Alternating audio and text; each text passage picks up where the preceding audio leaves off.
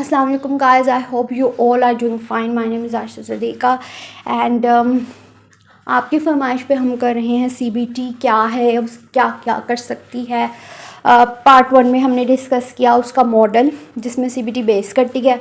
Part 2 पे हमने discuss किया कैसे डिस्कवर की गई।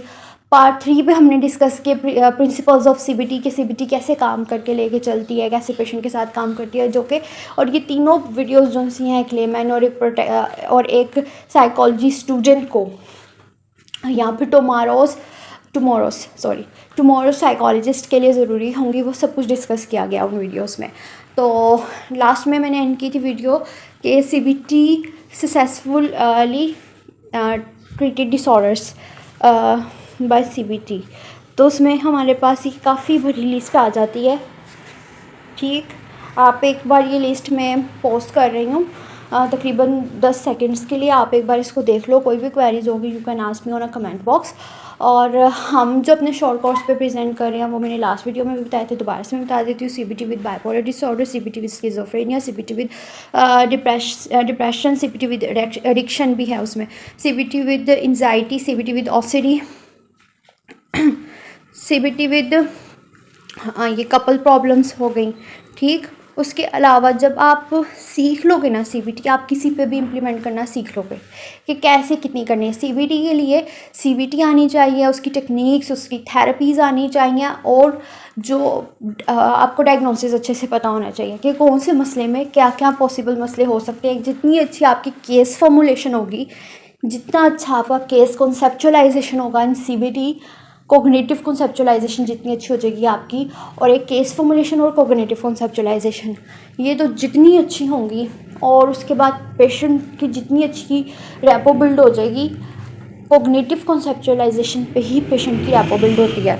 ठीक, और उतना अच्छा फिर आपका काम हो जाएगा।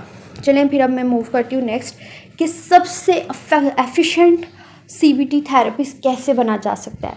और ये मैं खुद से बात नहीं करी, जॉर्डिट बैक की बुक है। जॉर्डिट बैक अपने बुक में लिखता है कि जॉर्डिट बैक अपनी बुक में लिखती है कि एक एफिशिएंट सीबीटी थेरेपिस्ट होने के लिए कौन से 4 स्टेप्स हैं। तो मैंने सोचा कि क्यों ना ये मैं अपनी यूट्यूब ऑडियंस के साथ भी शेयर कर दूं, ताकि लेमैन और प्रोफेशनल दोनों की मदद हो सके। तो stage 1, learn basic skills of conceptualising का केस, जो मैं पिट रही हूँ लास्ट 2 वीडियोस से कि जी अच्छे से केस कॉन्सेप्चुलाइज कर लो पेशेंट का।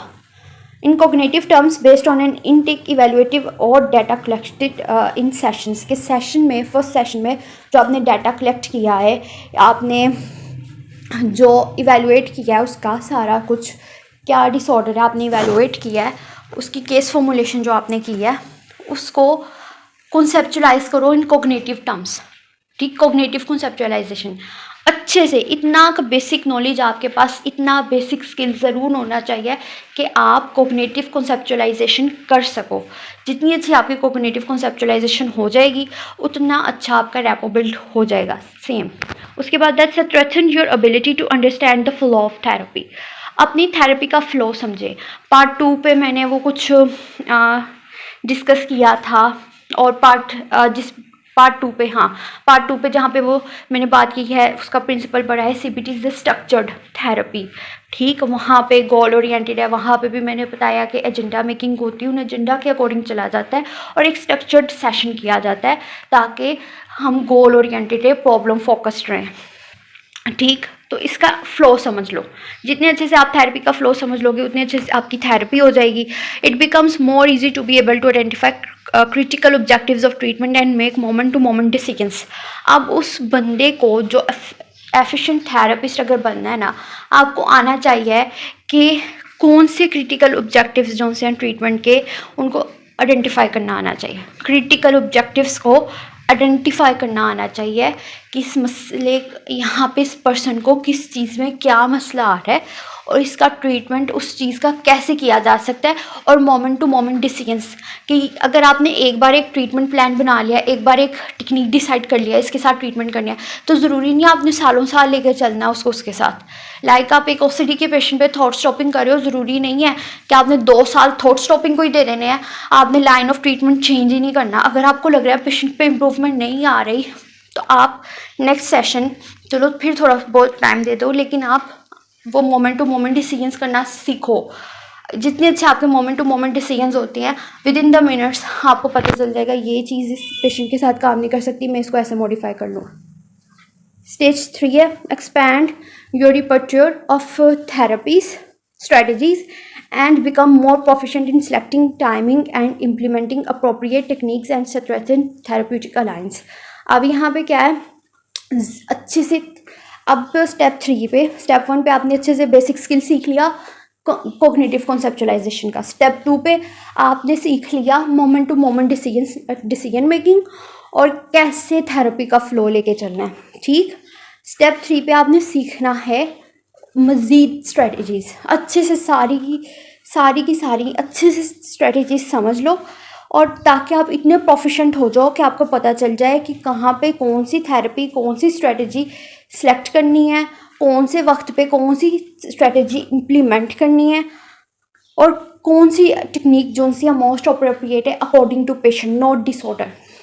मैं हमेशा कहती हूँ पेशेंट हैज़ इंडिविजुअल डिफरेंसेस, ज़रूरी नहीं है हर ओसीडी पेशेंट का लाइन ऑफ ट्रीटमेंट सेम हो, हर पैनिक डिसऑर्डर के पेशेंट का लाइन ऑफ ट्रीटमेंट सेम हो।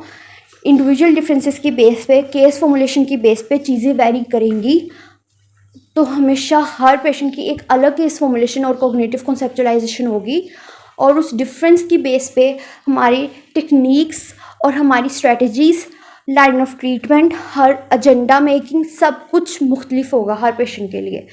और यही हमारी, और अगर हम इतने मतलब ओपन हैं, इतने अडेप्टेबल हैं कि हम हर पेशेंट के अकॉर्डिंग उनकी आजकल प्रॉब्लम हो रहा है, इंडिविजुअल डिफरेंस की बेस पे हम डिसीजन मेकिंग और moment to moment decision making सीख लें, तो हमारी बहुत अच्छी थेरेप्यूटिक अलाइंस हो सकती है। थेरेप्यूटिक अलाइंस के लिए कॉग्निटिव कॉन्सेप्चुलाइजेशन जो हम पेशेंट को दे रहे हैं वो ज़बरदस्त होनी चाहिए, पेशेंट को समझ आनी चाहिए और उसके ही रेलिवेंट होनी चाहिए, एक्यूरेट होनी चाहिए। और नंबर 2 के हमें पता हो कि पेशेंट को पे कौन सी टेक्निक और कौन सी स्ट्रेटजी कहाँ पे लगाई जा सकती है। अच्छा, अब स्टेज 4 है continue learning CBT for the rest of your professional life. अपनी पूरी प्रोफेशनल लाइफ जो है उसमें CBT सीखनी पड़ेगी, और आप सीखते रहे और हर दिन हर पेशेंट के साथ मज़ीद से मज़ीद और अच्छा से अच्छा काम करें और सीखते रहें उसके साथ। और फिर जब आप सीखते जाएँ तो प्लीज़ हम सबसे शेयर भी करते जाएँ, ताकि हम सबका बाकी सबका भी भला हो आपके एक्सपीरियंस से, आपके तजर्बों से, आपकी लर्निंग से। Okay, thank you for the watching. इस वीडियो को लाइक सब्सक्राइब ज़रूर करिएगा, कमेंट ज़रूर करिएगा कि आपको ये वीडियो कैसी लगी। ये वीडियो जो मैं बहुत से लोगों को शेयर करने वाली हूँ ताकि वो देखें और इस चीज़ को समझें कि उनको क्या और कहाँ पे किस चीज़ को सीखने की और किस चीज़ को करने की ज़रूरत है। अल्लाह हाफिज़, टेक केयर।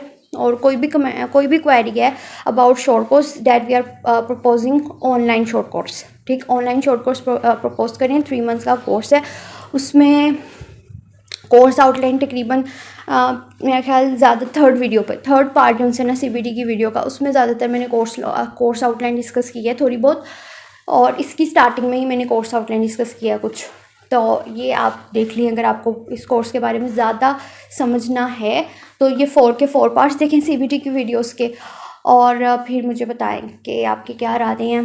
और best of luck, take care, अल्लाह हाफिज़।